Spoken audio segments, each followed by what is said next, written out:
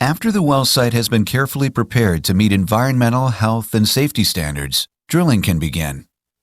This is an intricate operation requiring a well-planned infrastructure. A variety of processes and expert, well-trained specialists are used to bring natural gas to the surface. Chesapeake works with these experts during every aspect of the project, while strictly adhering to all individual state regulations.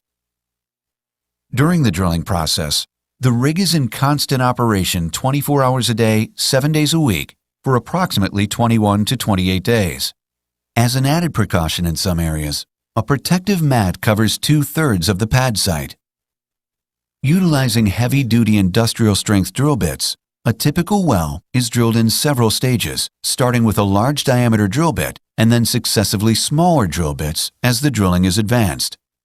After drilling each portion of the well, nested steel protective casing is cemented into place. This will protect groundwater and maintain the integrity of the well.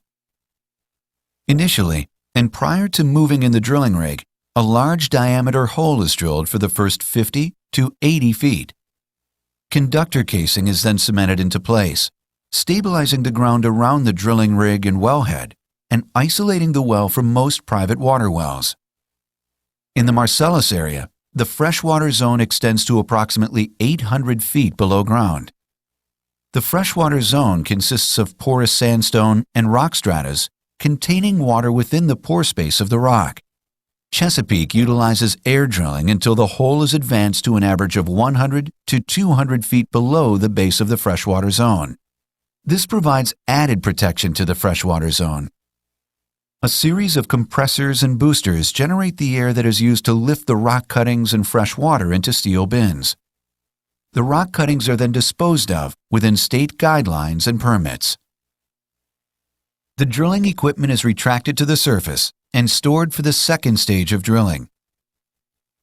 To protect the integrity of the hole and to protect the surrounding deep freshwater zone, a second layer of steel casing, called surface casing, is installed and cemented inside the newly drilled hole and conductor casing. Cement is pumped down through the surface casing and up along the sides of the well to provide a proper seal. This completely isolates the well from the deepest of private or municipal water wells. A blowout preventer is installed after the surface casing has been cemented.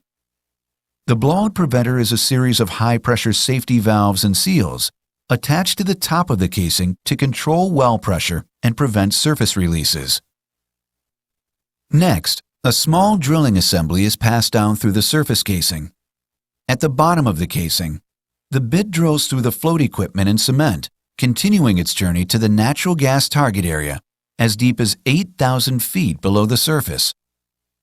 The drilling method employed below the surface casing uses drilling mud, which is a non-hazardous mixture based on bentonite clay or synthetic thickeners. In addition to lifting the rock cuttings out of the hole, drilling mud also helps to stabilize the hole, cool the drill bit, and control downhole pressure. A few hundred feet above the target shale, the drilling assembly comes to a stop. The entire string is retracted to the surface to adjust the drilling assembly and install a special drilling tool. This tool allows Chesapeake to gradually turn the drill bit until a horizontal plane is reached. The remainder of the well is drilled in this horizontal plane while in contact with the gas-producing shale. Drilling continues horizontally through the shale at lengths greater than 4,000 feet from the point where it entered the formation.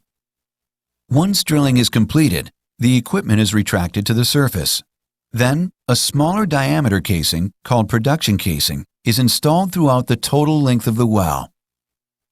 The production casing is cemented and secured in place by pumping cement down through the end of the casing. Depending on regional geologic conditions, the cement is pumped around the outside casing wall to approximately 2,500 feet above the producing shale formation or to the surface. The cement creates a seal to ensure that formation fluids can only be produced via the production casing.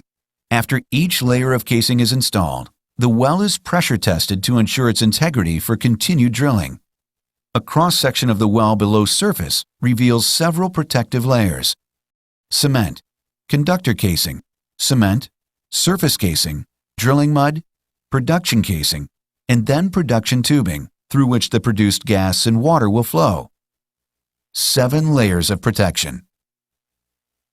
Horizontal drilling offers many advantages when compared to vertical drilling. Since horizontal wells contact more of the gas-producing shale, fewer wells are needed to optimally develop a gas field. Multiple wells can be drilled from the same pad sites. For example, development of a 1,280-acre tract of land using conventional vertical drilling techniques could require as many as 32 vertical wells, with each having its own pad site.